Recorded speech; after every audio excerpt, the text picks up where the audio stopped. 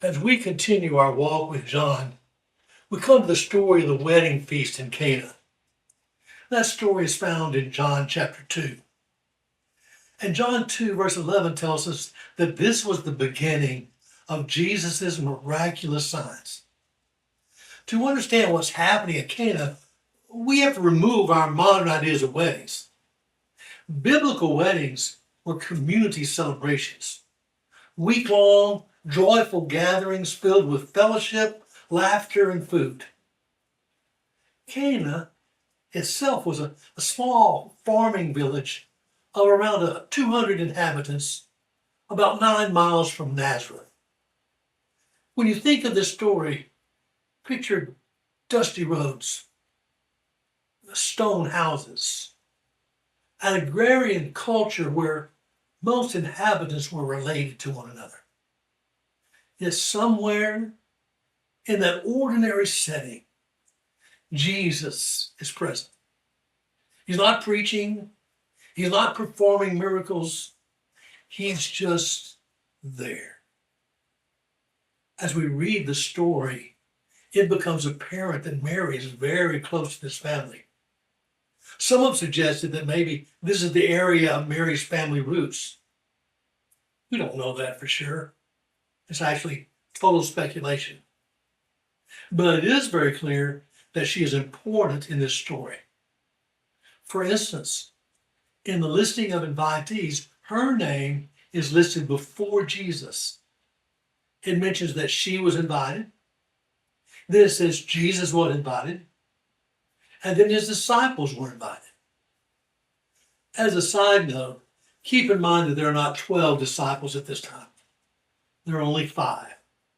Andrew and John were the first. Then Andrew recruited Peter. Then the Lord called Philip and Nathanael. From the way it's worded, it seems apparent, though, that they all knew the bridal couple. Now, keep in mind, it wasn't like they invited Jesus because he was somebody important. He's done nothing yet. He was just the home builder from Nazareth. It's pretty prophetic that before he ever performed a miracle, he attended a wedding. And at that wedding, his miraculous ministry began. And that tells us something about his heart. You see, he's not only concerned with the big issues of life, he cares about the small relational moments as well.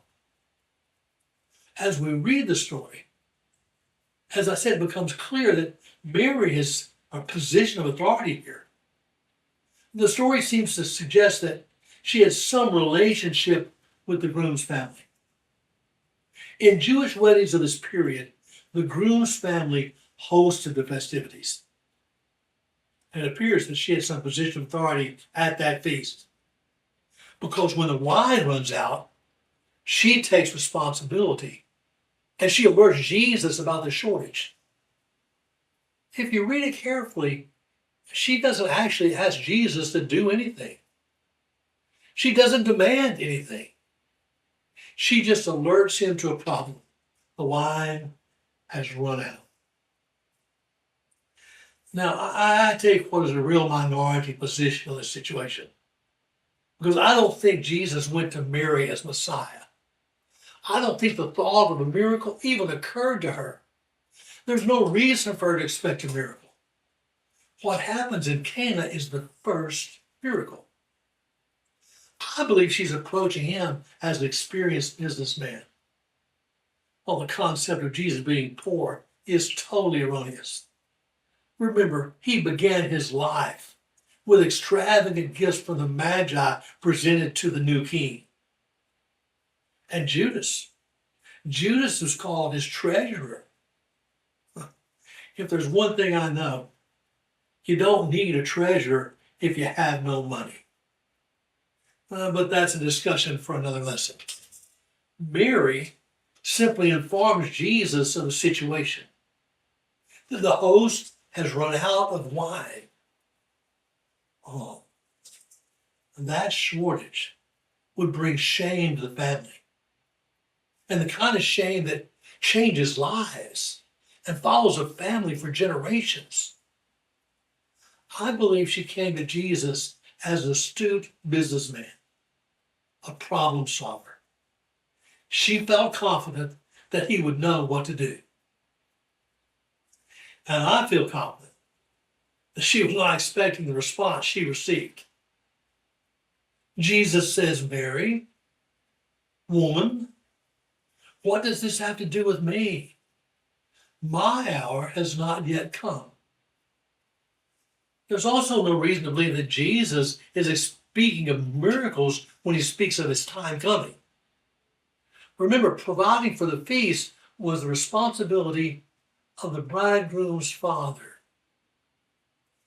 Yet Jesus hints at a deeper truth. One day, he will be the bridegroom. It will be his time, and he will return for his bride, the church. But this is not his time. There's no reason to believe that Mary had any clue about his response.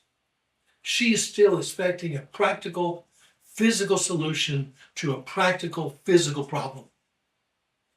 I imagine her giving Jesus that mom's look, that look that moms give their sons. I see Mary giving Jesus that stern mom look. Then she turns to leave. And that's when she expresses her real position of authority. She tells the servants, whatever he says to you, just do it. Well, when I think of this scene, I see Jesus looking around the room, surveying his options.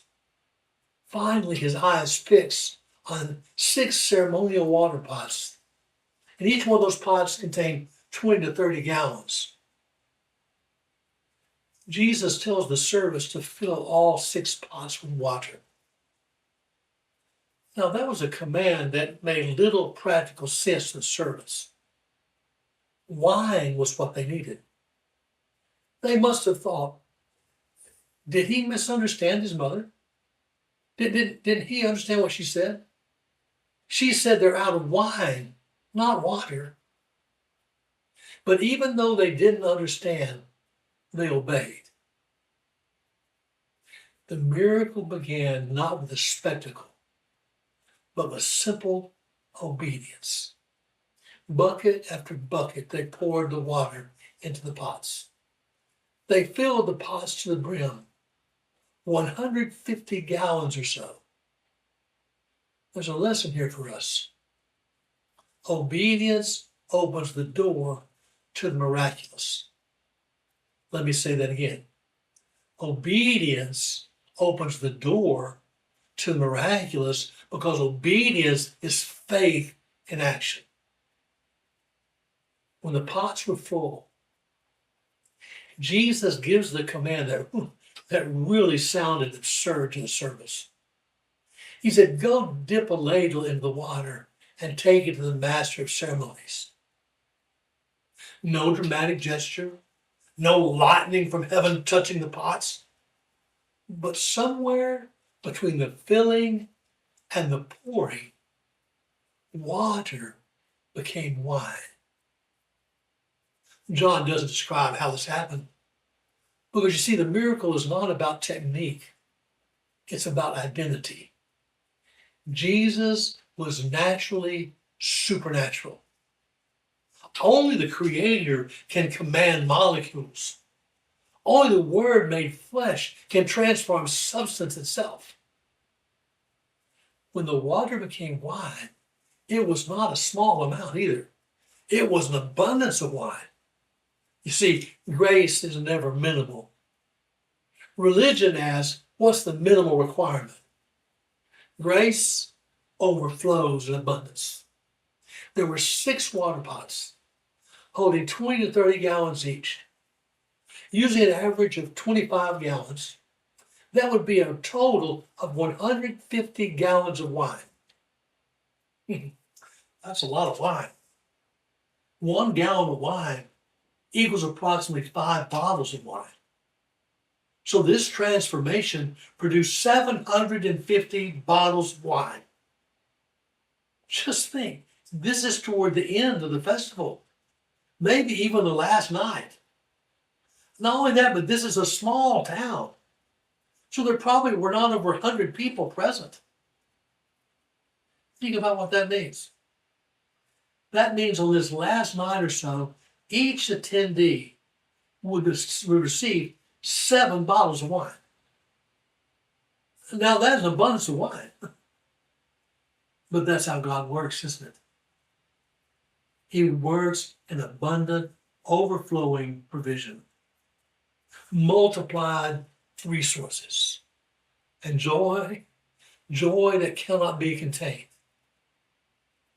It seems to me that Jesus deliberately used those ceremonial purification pots as a visible illustration. He was announcing that something new had begun. Think about what just happened. Water from purification rites, symbols of religious effort, has become wine, a symbol of salvation. It is as if Jesus saying, I've not come merely to wash the outside. I've come to fill your life with new joy. You see, religion only offered cleansing rituals. Jesus brought overflowing grace that cleanses from the inside out. In explaining the good news, Jesus will later explain that new wine requires new wineskins. Matthew 9:17, Jesus says, they do not put new wine into old wineskins, or else the wineskins break and the wine is spilled and the wineskins are ruined.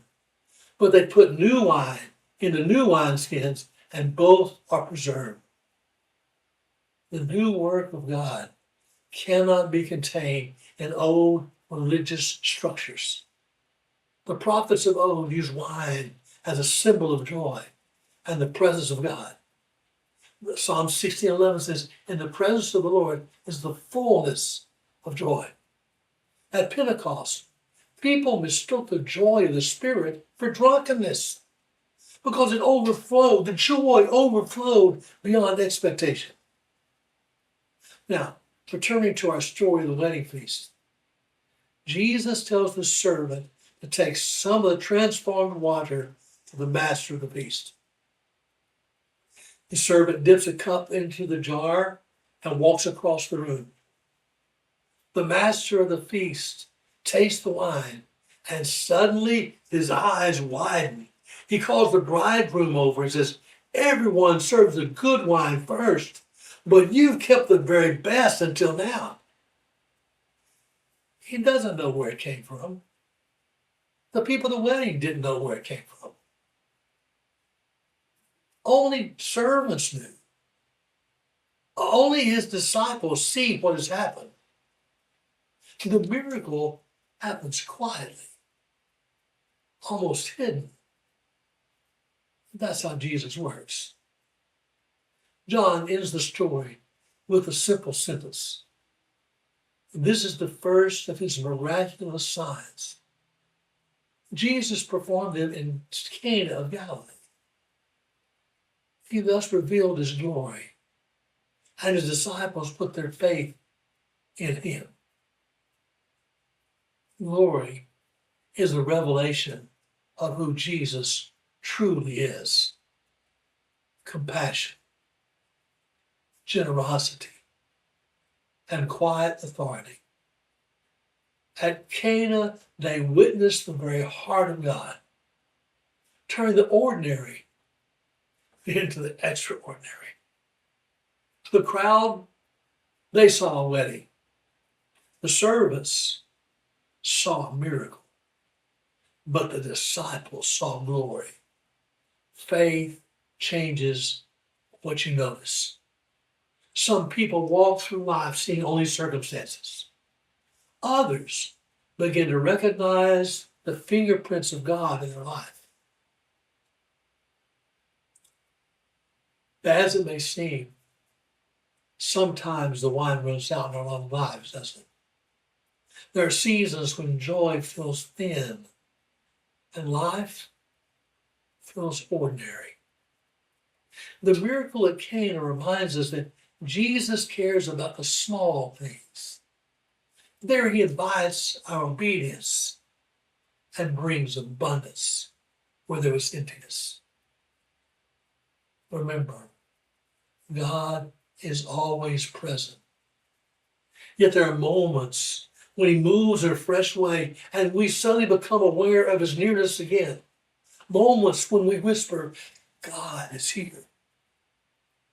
Maybe today you feel like that wedding party. From the outside, everything looks fine. But inside, there's a panic. A panic because something has run dry. You need energy, peace, a fresh passion for God. The message of Cana is not try to fill your jars. Work harder. No, the message is bring your emptiness to Jesus. Let him speak. And then do whatever he tells you. Because the same Christ who turned water into wine still transforms lives today. He takes fear and turns it into faith. Shame and turns it into grace. Emptiness and turns it into abundance. The wedding feast in Cana points forward to another feast. In Revelation 19, it speaks of a future wedding feast, the wedding feast of the Lamb. Cana is only a preview, a whisper of a greater joy.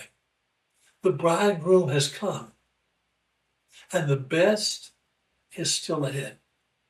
So the question is not simply, did Jesus turn water into wine? The question is, will you trust him?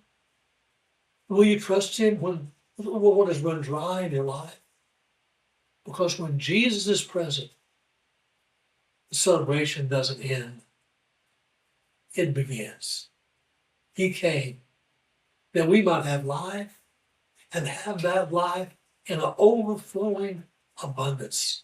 So out of our innermost being flows rivers of living water. The celebration does not end when Jesus appears. It really begins.